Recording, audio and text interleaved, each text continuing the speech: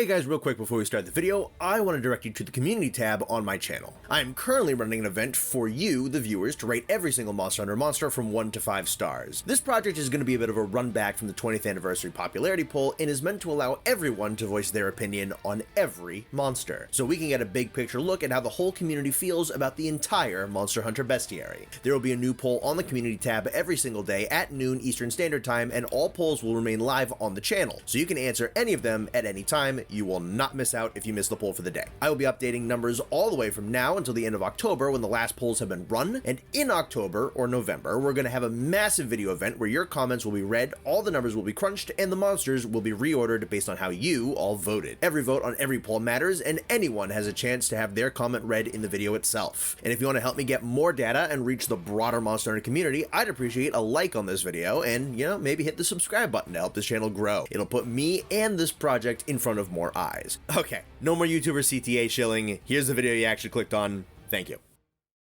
Out of all the things Monster Hunter Rise introduced to the franchise, the biggest and most pleasant surprise was the reintroduction and full reinvention of 3 classic Monster Hunter maps in Rise's style, that being the Sandy Plains, Flooded Forest, and Second Generation Jungle. All were lovingly recreated with their battle zones intact, their loading zones removed, many of their background elements worked into the actual maps themselves, and even a few wholly original battle zones added in here and there. It's a choice that didn't feel cheap or lazy or pandering whatsoever. You could tell that a ton of work went into figuring out how to faithfully recreate each zone, how to properly integrate the more topographical map design of modern Monster Hunter into these flatter maps, how to fill in the areas between zones, how to make the maps fun to use with wire bugs, and what new ideas they could bring to these classic regions of Monster Hunter. The only issues that these classic map restorations had was that since there were no loading zones, there were no longer these intangible gaps between the battle zones that could be used to infer large distances between said zones. As a result, some areas, I would say mainly the caves in the Second Generation Jungle, could feel a little condensed and a little squished. The only other main issue I have is that I think 2 of the map music tracks that got remixed were a bit of a downgrade from the original, but other than that, I love all 3 map remakes, and I think that their quality trounces even some of Rise's original locales. We know that Wilds is going to have maps that aim to be about double the size of even Worlds locales, and this is just due to the advancement of hardware. I think map size of this increased magnitude will suffice in allowing the scope of some of the classic Monster Hunter maps to be properly conveyed if they were to be remade in a game like Wilds. I also think there are plenty more maps in the series history that were excellent in concept and or execution, and that they deserve to get this remake treatment as well. Today, I'm going to be listing 10 pre-5th generation Monster Hunter maps that I think should be remade. Now, a couple of things real quick. There are a few maps in here that I think could benefit from the implementation of underwater sections. So this isn't exactly a video talking about which maps should be remade for Wilds specifically, since Wilds won't have that feature. Additionally, Rise had a particular style of map design that lent itself very well to reintroducing classic maps. Rise still had the very big, open, mostly flat battle zones, similar to a classic Monster Hunter game, and instead of loading zones, it connected these fight areas with narrow pathways that monsters often didn't fight in. They just ran through them or flew over them. So, Rise had a locale design philosophy with similarities to the classic Monster Hunter games. World, and what looks to be even more so the case with Wilds, strive for a more naturalistic transition between battle zones that disguises the video game-ness of Monster Hunter's locale design. It may be a bit more difficult to recreate some old Monster Hunter maps in this way. What I'll do is I'll try my best to do a little brainstorming and a little work here, going into proposing how some areas of these maps can blend into one another a little bit better. Other maps may need heavy additions in order to be large enough or filled out enough to be interesting. We need to go into this video operating under the assumption that we're working with an idealized, trust me bro, Monster Hunter game where these maps can, for sure, be faithfully adapted in a way that is fun. I'm not saying that it's impossible to translate these classic maps into Wild's modern hunting locale style, but some hard work would have to be put into a lot of these maps, and I'm gonna do some, but not all of that brainstorming here. That would be kind of tough for me and would drag out the video. As for the criteria of this list, the top 10 is kind of loose. It bounces around a lot. There was a lot of shifting and swapping and what do I want to prioritize when arranging this. This is in order, but it's in a very, very loose order, and many maps have come and gone off of this list, and there are many maps that are not on this list that I think would also benefit from a remake. And the criteria for what stacks things up in the top is a mix of how much I personally like the map, how it's designed, how its aesthetics work, how I could see it being cool if re-implemented into a game like Wilds, how much work would need to be done, how much potential exists already that could just be fleshed out if everything was built out and reconnected. It's loosey-goosey, so don't get too worried about the exact order. Without further ado, let's get started. We'll have a little bit of fun and give some classic Monster Hunter maps the tune-ups they deserve. These are my top 10 Monster Hunter locales that need to be remade, Rise style. Number 10, Monster Hunter 4's Ancestral Steep. The only reason this map is at number 10 on this list is because there's an easily accessible game with it available right now in the form of Generations Ultimate, and because I think this map needs very, very little work. The lush savanna grass, the jagged rocky hillsides, the scattered ruins, the climbable vines, the dizzying heights, the huge rocky cliffs, the gorgeous fall aesthetic, the amazing Zone 4 in the heart of the map with all those little hills and cliffs and the destructible bridge thing in the middle. First of all, give me more bridges in my maps, Capcom. There's nothing cooler and more cinematic to fight on than a somewhat narrow surface suspended over a far drop. Make it kind of fat if you have to, just give me cool bridges to fight on. I want to fight monsters on bridges. Anyway, if there's anything I would change, I'd give Quetzalcoatl actual trees and vines to swing around on. The kind of like cargo netting, vine looking things that they have set up. It's silly looking, but it's charming and it fits for the processing power of the 3DS for sure, for sure. I think you can definitely flesh it out and make it look a little bit more naturalistic. And I'd flesh out the ancient ruin dotted forest sections a little bit in order to kind of make things look more like the game's opening cutscene. This map really doesn't need much help, and it hasn't faded into obscurity yet, but I mean, I do want to see all these colors in glorious HD.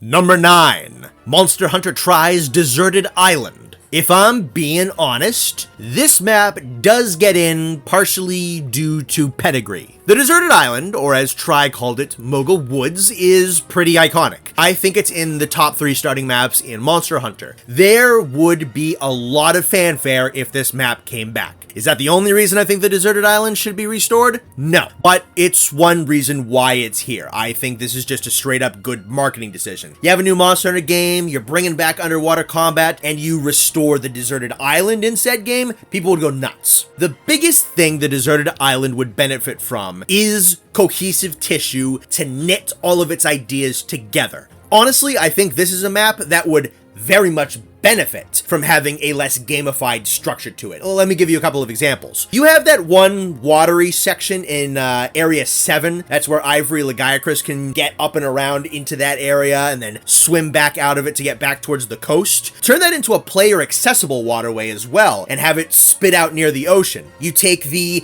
cave system that's built into the mountain, have that act like a bit of a hub, let it spit out in a couple of other different places and have it connect more easily to the wooded area and to the ocean and to the tops of the cliffs and stuff like that. Take said cliff section, expand it out, give it a couple more shelves and whatnot, and let the flying wyverns up there actually have access to the full scope of the ocean sections of the map, so we can look out over it, so they can swoop down to it and hunt in and around it. The only direct access I think the flying wyverns and Tri have to the coast is down to like the really inward section of 5. So, you know, they have an overlook out in the ocean, but in the actual practice of the game, they can't really get over it, which is kind of a bummer. I think you should allow them to be able to do that. I think you need to build out this region in Area 3 a little bit and add on to there, because it's the only really woodsy part of the Moga Woods. You know, take that section, make it a little bit more thick and dense, and have it conceal the entryways up to the rocky areas where the cliffs are, have it kind of enshroud the jaggy den that lies in the heart of the map and whatnot. Then you'll make the caves a little bit bigger. Put in a couple monsters like Red Kezu or Viper Toby so that you have this hub section of caves, but it's a little bit dangerous to going around there because you have these guys lurking within those caverns. Maybe a controversial choice on my end, but I think you could maybe even like bulldoze Area 9 a little bit and then blend 10 and 5 together to make a much bigger and broader chunk of coastline to wander around and explore on. The deserted island would stand to benefit from having a number of its barriers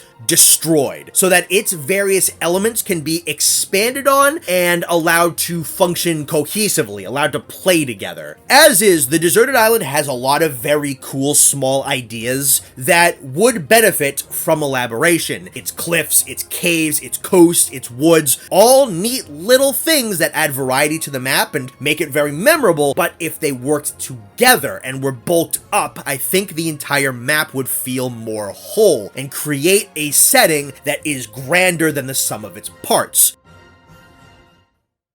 Number 8. Monster Hunter Frontiers Gorge. I was thinking about putting the Highlands on here, as it is a very important map that introduced the dynamic weather mechanic that's about to come to Monster Hunter Wilds, but to be honest, it's a perfectly decent map to battle on. I think other maps utilize the scalable mountain aesthetic with much better execution and or potential. You can keep the Highlands alive perfectly fine, keep the lightning around in Wild, port Kuwara Sepusu and Guren Zaburu and give them redone versions of the Highland themes, and you're good. The Gorge, on the other hand, I think has a little more to offer and is a tad more unique than it may initially appear. See, the Gorge isn't quite a desert map, and it's not quite a mountain map. It's like playing Monster Hunter in the Grand Canyon. You have huge walls of red rock boxing you in. The wind comes sweeping in through the canyon consistently. There's several tunnels and pathways carved at different elevations. There are small bodies of water that create patches of lush greenery. They made the landscape of Arizona into a hunting ground, and that's pretty sick. I think the Gorge has a lot to offer as a map that can be traversed and explored. The place is dotted with tunnels that lead all around the map, some of which are positioned at higher up areas. So if you have something like wire bugs or like the Sacred, jumping up and getting to these higher up tunnels to get to these shortcuts throughout the map would be a really cool thing to learn how to do. There's a whole area where you can scale both halves of this canyon wall. With Monster Hunter moving towards this improved vertical scaling, a canyon-like map with the big walls on both ends and tough to reach spaces and snaking passageways that lead into dark caverns or wide open air on the other sides of the wall could be just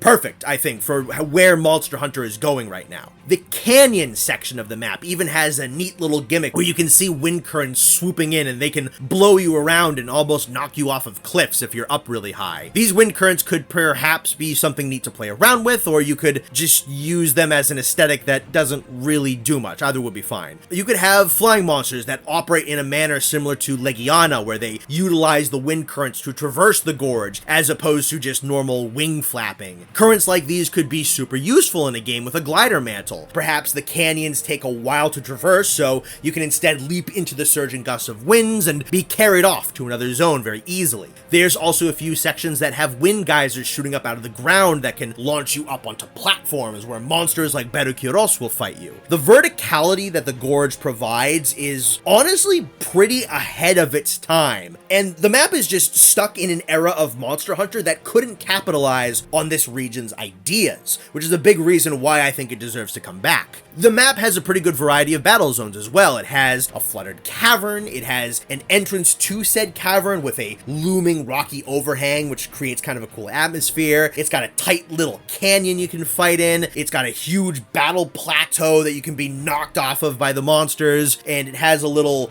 lower area with a lake running through it, and that has kind of created a lush zone of greenery with it. I think there's a good mix of terrain shifting and visuals and hazards here, and I'd say the Gorge makes pretty effective use of its limited space. That is, however, its biggest roadblock in being remade, especially in something like Wilds, where the size of the map is going to be drastically increasing. The size of the Gorge. Frontier original maps are pretty small. The Gorge really only has a base camp, an introductory zone 1, and then 5 battle zones. Most maps get 7, 8, maybe 9. A remake of the Gorge would need to exaggerate its features a bit, take the original map strengths and grow them. You could potentially make it in maybe like a more narrow kind of map, where you have the big canyon running down one side of the map, have your caverns and plateaus and rocky terrain in the middle, and then take the lake, extend that into a much larger lake or say a river, and have the canyon and the body of water sandwich the rest of the map together. Then there's also the question of, does a remade Gorge serve as that desert map? Because it doesn't really have the big, extensive, open sections of desert that you need for certain monsters. What I guess you could do is twofold. You could either extend the Gorge and give it a whole new section where out past the lake you could create that wider desert region for monsters like Diablos and Hermitar, and this could be a cool way to create this staggered section of territories where different monsters rule over their more niche parts of the desert, flying wyverns up in the canyon, Piscenes and amphibians in the water, and your big sand dwellers out in the desert wastelands. Or what you could do instead, and I think is more probable, and probably a better idea, honestly, is have your traditional big open desert map in the base game of your Monster Hunter title, and bring the Gorge into an expansion. It would have some monster cross-pollination with your established desert map, but have enough of its own tricks and gimmicks and aesthetics and monsters to justify it being there. You know, like there's a couple of maps in Sunbreak that cross over with ecological niches with some maps that are in base game Rise, so this isn't something that's unheard of. And man, I also think that just going for a red sandstone Arizona type of look would be a really cool change of scenery for a Monster Hunter desert map. Number 7. Monster Hunter 4's Frozen Seaway. This spot was originally going to be the Arctic Ridge, but there's other maps that have executed the journey to the top of a mountain map trope way better than it, and with much more detail. Plus, there's only so much you can do to the Arctic Ridge beyond making the useless 2/3 of it no longer useless, so let's talk about a way better snow map. The second best snow map in Monster Hunter as far as I'm concerned. The Frozen Seaway is damn cool. It has this interesting mixture of a bright and tranquil feel on most sections of the map with this looming sense of foreboding hanging over the whole thing. Most zones of the map have these brilliant blue skies or cloudless starry nights all lit up with the aurora borealis, all while these churning black clouds wreathe the dark spires of the mountaintops and the frigid waters are pulled towards a churning whirlpool vortex. The Frozen Seaway is another map I absolutely want to see the aesthetics of brought to life with the full power of modern hardware. The entire map has this gorgeous color palette of expertly blended blues, greens, violets, grays, and white all mixed into the snow and the ice. It's my favorite Monster Hunter 4 map on a visual level and one of my favorites on a gameplay level. That is enough to get the Frozen Seaway on the list of maps I want remade, but what about the actual transformation of the locale itself into a Wilds map and its gameplay? The biggest thing a modern Frozen Seaway would need to do is expand the actual Frozen Seaway. There's really only one battle zone dedicated to the namesake of the map, and there's only one monster who actually capitalizes on the fact that it's a layer of ice over the ocean. The vision I have for the Frozen Seaway is that you have a nice, huge, open section of ice, probably with some elevated chunks here and there for jumping attacks and whatnot, but it's mostly just a pretty vast and flat area. However, when you're fighting a monster on it, or a monster swims under the ice can crack and drift apart, creating both progressively smaller areas that you can fight on and a greater threat of you being knocked into the water, where the monster will have the combat advantage. You would want to bring Zamtrios back for this, but you could also make Tidal Najarala able to swim, and I think you'd want to bring in Frontier's Anoro Patisu as well. This could be a sick way to utilize the movement of something like wire bugs or the sacred, as they can hop from ice chunk to ice chunk much better than you can and can save you from falling into the frigid abyss. As for the rest of the map, it's a pretty simple matter of expanding what's already there. I think the dark, jagged spires at the upper regions of the mountain especially need more room to breathe and be this cool set of battle zones all their own, and not just one small one. Ooh, and you have to make it so that you can slide down the huge slope ramp section in the middle of the map. That's still, to this day, one of my favorite battle arenas in all of Monster Hunter. Then, I don't know, maybe create a few other open snowfields for just good old regular fighting, and I think you have more than enough cool battle arenas. And as is the case with a lot of other mountainous locales, I think a seamless map style will help convey elevation changes very naturally. Sometimes it feels like you can go from the elevated tops of the snowy mountains back down to the frozen sea at ground level incredibly quickly on this map, so a couple of touch-ups here and there like that, and you're golden.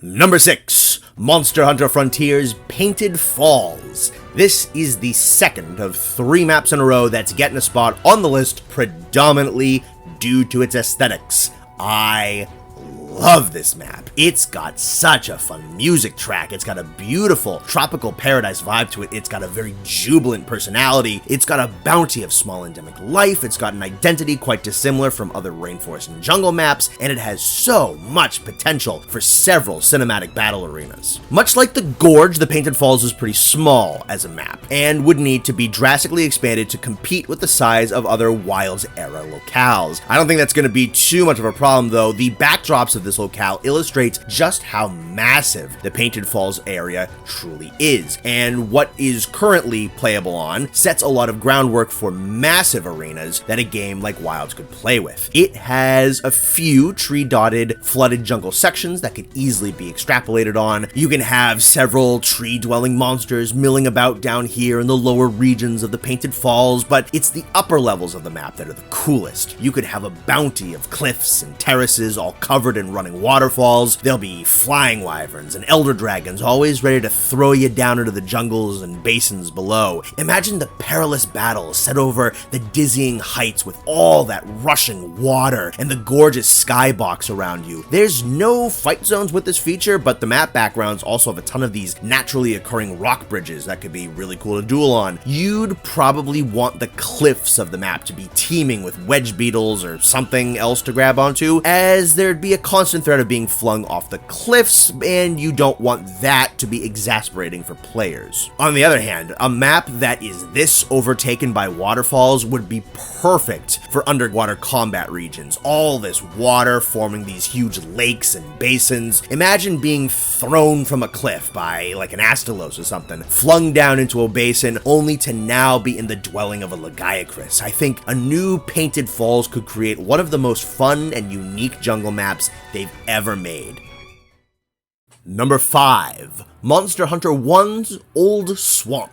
I gave every single one of the original first generation maps a once-over, thanks to a dude named Pikmin Jacob on YouTube who did a run around on each of them. I was looking for a diamond in the rough here, and what I found mostly was that the second generation games took a lot of these first generation map assets, reused them, made the zones a lot more populated with different objects and terrain, and optimized the map structure so that the zones were much less spread out. In a lot of ways, I found that the second generation maps simply outdid the first generation equivalents, which is fine, that's how it should be. But where I think the original locales occasionally won out were aesthetics and atmosphere. And although the old volcano had some really cool backdrops with lakes of fire and dark spire rock formations and a churning vortex of lava spewing from the top of the mountain, the map with some of the coolest atmosphere in all of Monster Hunter, and my choice from this collection of obscure old first generation maps to be remade, is the Old Swamp. For much of the map, you'll recognize the vibes of the second generation's marshlands. Dour overcast gray skies, dark short foliage, leafless dead trees, a gray-brown and damp muddy ground, and patches of long flowing wild grass. There's also some deep caverns with roots springing out of the ceiling and icy gemstones embedded in the walls, and that's all well and good, very reminiscent of the second generation map we all know, but the really special zones in this locale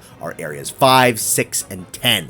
These zones are blanketed in a deep purple haze that obscures rocks, trees, and monsters alike. The zones also have this ambient music that is simultaneously chilling yet kind of soothing. The regular battle music ain't all that bad either. These zones exude a serene, lurking menace. With modern graphical effects, the Monster Hunter developers could flawlessly pull off fully functioning mist and haze that properly obscures monsters, giving them places to lurk around and stalk hunters. The Rotten Vale had an aesthetic kinda like this, with the effluvium mist and all the rot and decay, but I really like the tranquil eeriness of this classic map and would love to see it restored. The big issue to tackle is how are we going to make a huge, wide open marshland fun to run around in? There aren't any huge cliffs or mountains to scale, and marshland locations in real life are typically pretty flat and open. Well,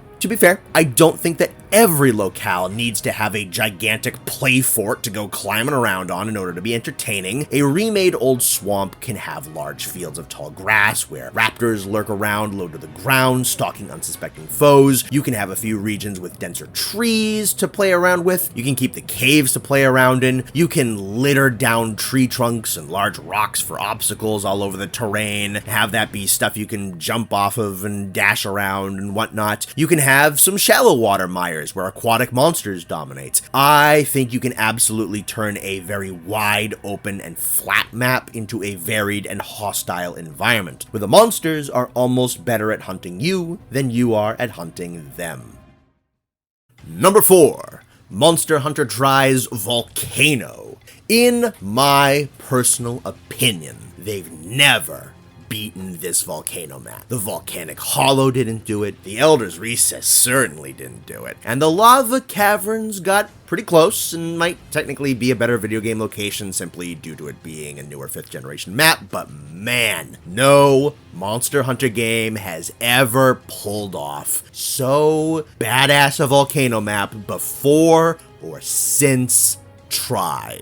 Most of the volcano maps have a pretty rudimentary formula. You start at the base of the volcano, you traverse the rocky wastelands at the foot of the volcano, you enter the caverns of fire within the volcano, and then you scale the insides of the volcano until you reach the top. The best thing about Try's Volcano, and the reason this map has to come back, is because this one took its sweet time and didn't rush a thing. Some maps have a bit too much space for their own good, and they don't have enough ideas to properly create a locale that is consistently engaging. And some maps don't have quite enough zones to properly convey shifts in elevation and terrain and get all the proper ideas out there.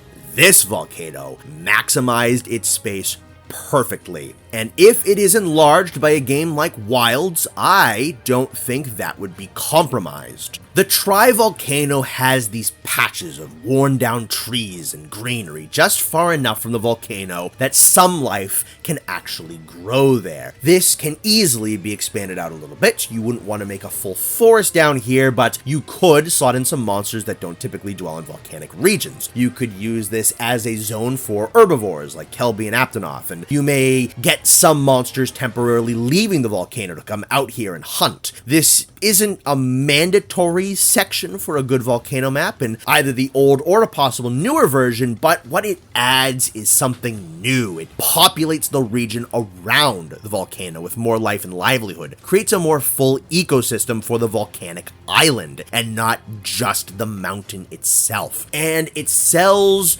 the build-up to the volcano even better than some of the other ones do. In these faraway greener regions, the volcano is an imposing and looming figure. The skies are nearly blacked out by fire, and the meteors of flame hurtle across the sky, setting the tone brilliantly. You then naturally ease into the rocky wastes at the foot of the mountain, where you'd have some crossover between creatures who do and don't dwell in the volcano. And then after all that buildup, you enter the dazzling, lava-lit caverns of the mountain. A big strength of the Tri-Volcano is that it had varied zones for all of its monsters to excel in, and in a modern rendition of this map, you just get to amplify all of that. Larger, more three-dimensional, and more differentiating caverns for Ignactor to drill through. Maybe you could create some more narrow and enclosed cavern sections so that he can come shooting out of the walls and not just the floor and the ceiling. You can go even crazier with the Uragon half-pipes, maybe stagger him a little bit so he can leap between them, give him deeper rivets for jumping attacks and stuff like that. And you could expand out these big open areas for Rathalos to fly around and strafe his opponents. This volcano not only slaps visually, not only has great battle zones, not only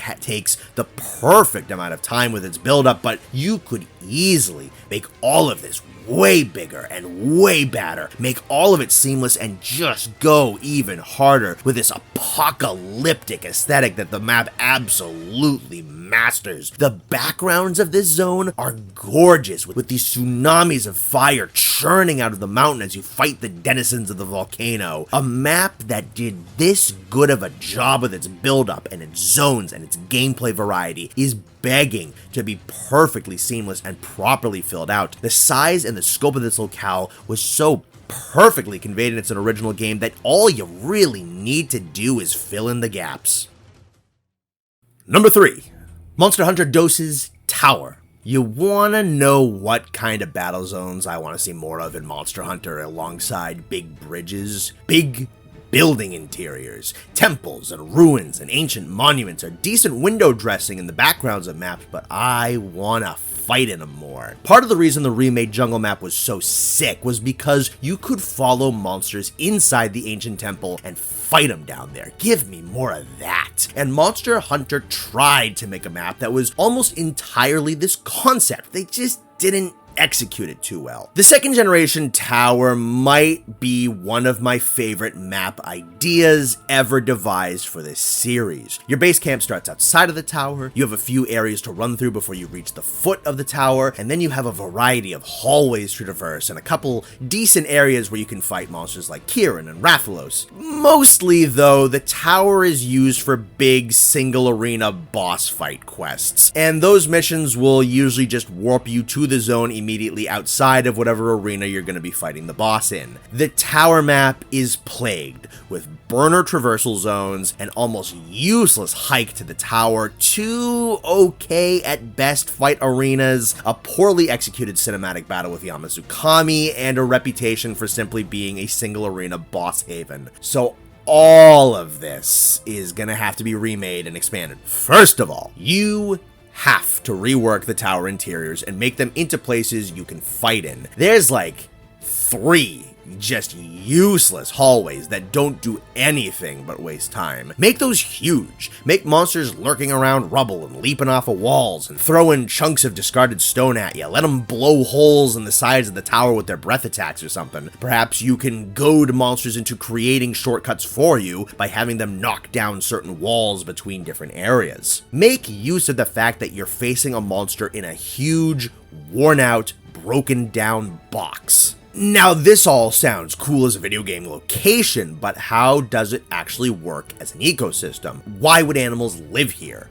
Couple of options. Number 1, have the tower be fairly overgrown, this hotbed for vegetation, which would then attract herbivores, which will then attract carnivores. The other thing you can do is build out the area surrounding the tower. There's some grassy, forested areas right around the base of the tower itself and in the surrounding regions. Have the map use those areas more. The original version of the tower does this a little bit by having some monsters going to area 2 at the mouth of the structure, but that whole concept really needs to be expanded on. You could honestly have nearly half the locale not be the tower proper and still have this giant, massive structure that you can go play around in and explore for a couple hours. And for a little extra layer of something new, I did notice a neat little detail where there's a destroyed and open section of the structure towards the bottom. Why not create a whole new layer of the tower map where you gotta trek downwards instead of upwards? There's so much about this concept that can and should be expanded on, tuned up, and added to. You could shift this from one of Monster Hunter's worst maps to one of its best with just the right amount of care and attention. I want to see the potential of the tower fulfilled very badly. Number 2, Monster Hunter 1's Forest and Hills. Let's bring it back to an all-time classic, because this map has some of the best and some of the worst that old school Monster Hunter locale design has to offer. And I think with some skillful smashing together of the forest sections and hill sections, you could have a real triumph of a map. That's the big thing I want to cover with discussing the remake of this classic locale. The elevated hilltops where the wyverns dwell should be towering over the low-level trees in a way where you can see everything and it all feels connected. I do think that the Forest and Hills does a pretty good job creating a sense of pacing in its structure. Increases and decreases in its elevation are communicated very well, with the flat tops of the hills starting to get progressively higher and higher up off the ground. And then you have these downward leading slopes that trail off into the forest sections that take up the left side of the map. The problem, for me, is that the forest just kind of appears. There's a little bit of lean up between the two map halves conveyed by a small canopy of trees when you leave Area 1 heading towards Area 8, but that's about it. If you go to Area 4 and you look out over the mesa to the left where the forest region of the map should be, the backdrop is pretty much just an empty valley. The two major parts of the map lack much of any cohesion and may as well be different locales. It doesn't help that the forest section is tragically underutilized. Only 2 of its 6 zones are regularly used in combat, and Area 9 might be the worst zone in all of Monster Hunter. Look, I know I've been advocating for bridges and stuff to fight on in this video, but my god, this section is so damn skinny, the wing clipping in the walls looks awful, and the flying wyvern AI does nothing but spam charges and gliding attacks down it. It's miserable, so broaden that area, please. Back on topic, though, I want to see the very tops of these trees in the forest section come within a few feet of the upper reaches of the hills. Give players means to easily hop down into the woods if they have to, or scale up the cliff face if a wyvern soars up out of the woods for higher elevation. Let these zones blend together, work together, and feel cohesive. You could use the better connected forests and hills to tell a monster's story and show its daily routine. Have the Velociprey camp out in the woods, hunting small game by day so that they stay out of the way of the wraths, and then at night they wander out of the forest so they can tackle larger prey in packs with a lower chance of being disturbed. Have the tip tops of the hills serve as this point of observation from which flying wyverns can look out over the entire landscape so they can choose to hunt out in the open or go for something more daring within the trees. Make the forest regions a more filled out and interesting place to go hunting. Give the entirety of this map the respect it deserves. Marry the two regions together, knock down the invisible walls separating them, and I think you can transform this tenured and long trod upon map into something fresh and invigorating.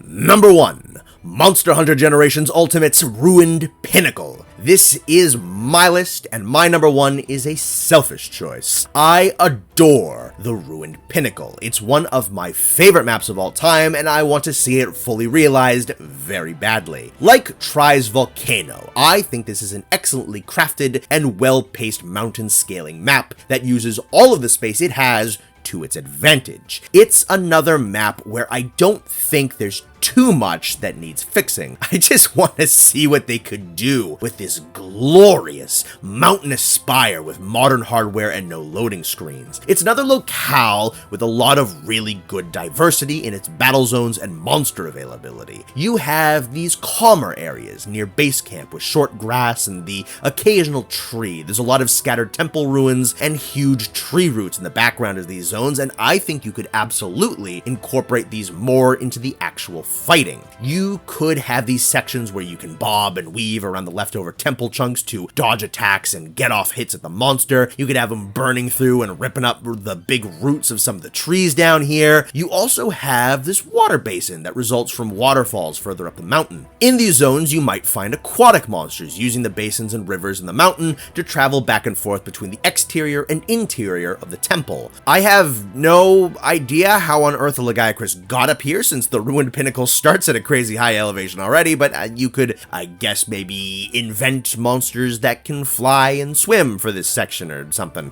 And you could have this be a swimming section for players as an ulterior entrance to the temple. The temple's interior itself is a section that could definitely use a little work. There's a neat secret passage or two and a couple of old ruin structures here and there, but the ruins of this temple are kinda just glorified cave sections. This temple was an ancient monument to Volstrax by people who worshipped him as a god, and I think more visual storytelling in the interior sections here would benefit this chunk of the map. And then on top of that, I love scaling this mountain from the exterior as well, with the zones that are on more the left side of the map. And this is because of the gradual weather changes, as well as the zones themselves being pretty good. As you get higher up, the skies darken until you reach this section with a violent and unending storm that rips across the upper levels of the mountain. Then you make that final climb and all is still. You're far above any clouds and it's so serene at the top. A seamless map would assist in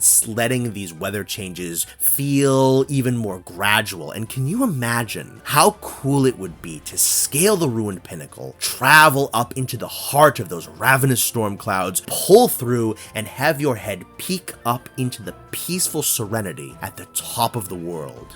That would be an incredible feeling to witness in real time. And with the vertical movement in Modern Monster Hunter, I'm sure the actual scaling to the pinnacle won't be all that much of a chore. And one last fun little idea. Maybe at night all this dragon vein ore that's glowing up at the top of the ruined pinnacle could get lit up by the storm or something, and you can create these evil looking black and red lightning storms. That could be kind of sick.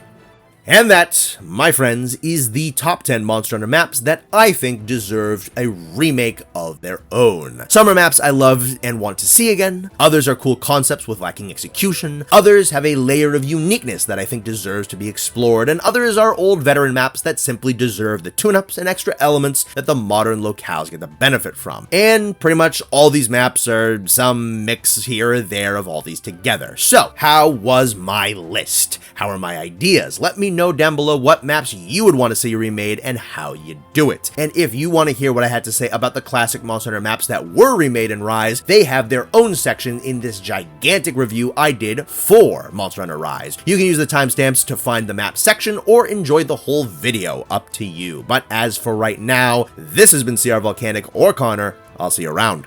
Shout out to all the patrons, and special shout out to Stromlin, Sir Wafty, Sir Newt Newt, Shaggy Grizzly, Psychotic Jester, Peaberry, Nihilus Chimerax, Datboy Doing Ding, I Think I Stole Your Sandwich, and Call Sign Shadow. Thank you very much, everyone.